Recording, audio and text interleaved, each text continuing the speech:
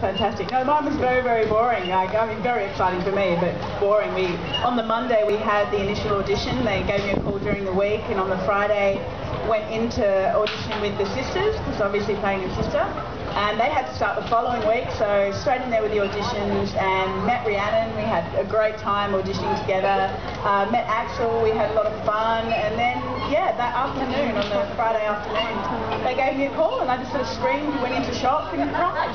As you do. Yes, you do. Now, I don't know if some people know this, but once upon a time you were actually a flight attendant. I certainly was.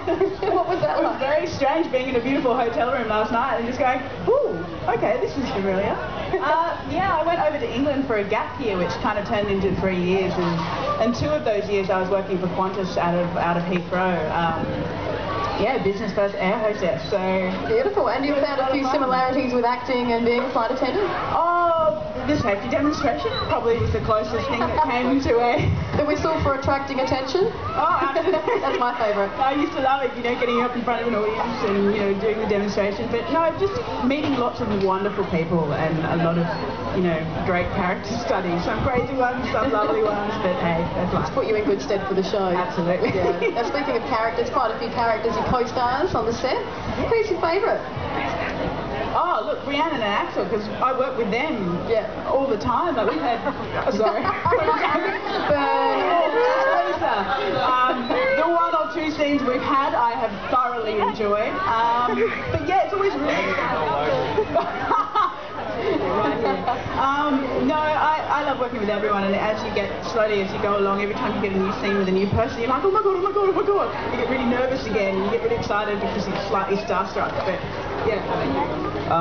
Yeah, well, I love working with Shane Withington, who plays John, and also my mum Sonia. Shane is just amazing. He just brings so much to the scene, and it's hilarious to look at. Like the faces he pulls, you're just like, because I'm normally angry at him, and when he does something, I'm just like, I'm not laughing.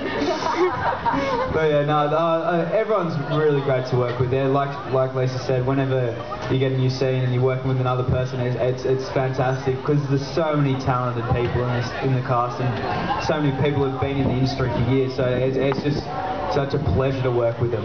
And what do people like Alf and Colleen really like, behind the scenes? Oh, Colleen, she's complete opposite to her character. She's amazing. She's such a great actress. Like she doesn't get enough credit, I think. Like she's so shy and humble in real life. She's just like, hello, how are you? And like, hi, Lynn, how are you? She's like, good, thank you.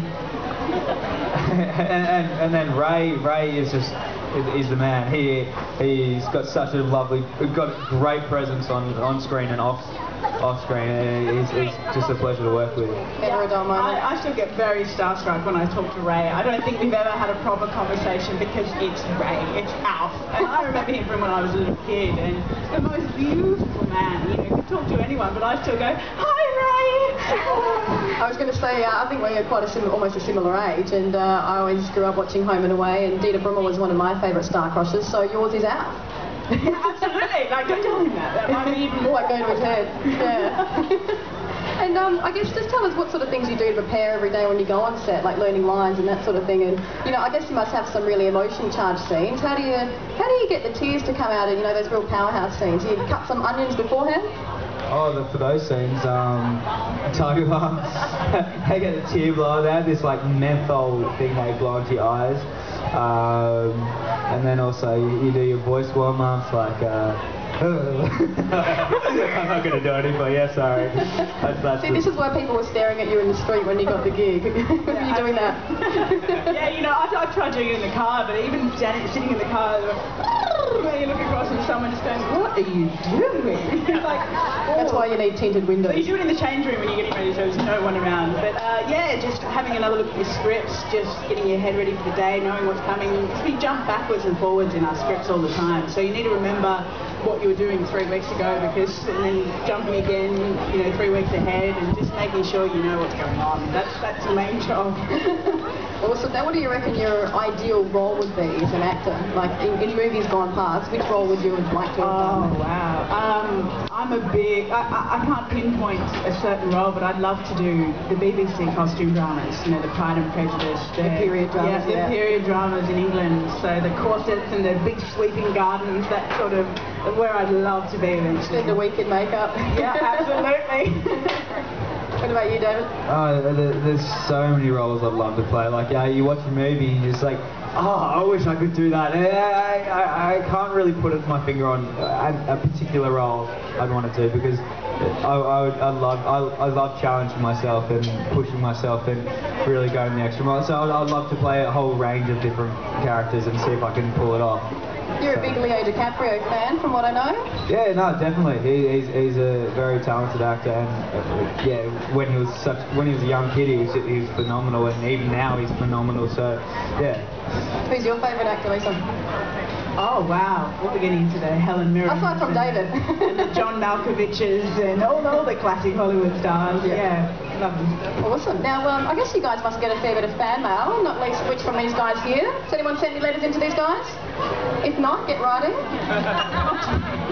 Do you ever get anything interesting in the form of letters or packages, presents? It kind of gets sorted through upstairs before it comes down to us. So anything a little bit scary, they kind of take out and just give us the really nice stuff. So yeah, sounds good. Yeah, I haven't really got anything too bad. Like sometimes they're like, I like you, but you're mean to Ruby, so I don't like you anymore. And so I'm like, oh, okay, you like me, but you don't like me. So you get some funny things like that, and then you get the occasional like memorabilia. We've got like all these little statue things and like rings or whatever we get given, and we put it like up around. And then we get photos drawn of people sometimes. That's kind of funny. Sounds like a bit of fun, and no doubt next week you'll get a few more. Valentine's Day coming up and everything. Yes, a few roses being sent in maybe. I don't know how they go in the mail, but anyway. I like chocolates, by the way. I like anything. Chocolates, flowers, you know, I'm not desperate. It's fine. Speaking of Valentine's Day, any dating disasters you guys want to share with us? Oh, okay, I'll tell you one. Valentine's Day. I think I was in year 10, so I would have been, 16? So I had this girl I liked, and she liked me a bit, and then so we go to the swimming carnival because I was on Valentine's Day. So I hear she's coming to the swimming carnival, so I buy a flower for her, I buy a nice rose, and so I get there. It's about like 8:30, waiting around, looking around, she's not turning up. Ask her friends, oh yeah, she's coming. So I waited around until about 2 o'clock for this rose. Everyone's just like looking at me and laughing at me. She didn't end up showing, so I was heartbroken. You just want more chocolates from these guys, right? Absolutely. I've only had one Valentine's Day with a boyfriend, and I was like, oh no, Valentine's Day is really cheesy. Oh, I can't handle it. Like, no, don't give me anything. He bought me this beautiful rose and a teddy bear with a little card that says, embrace the cheese. And that has stayed with me all my life. Embrace the cheese. Embrace the cheese. I'm going to remember that one. That's highly romantic. Absolutely. Well, thanks so much for your time, guys. You embraced the cheese this afternoon. Hope you enjoyed the Brighton Jetty Classic. Give it up, guys. Thanks for having us. Now these guys are going to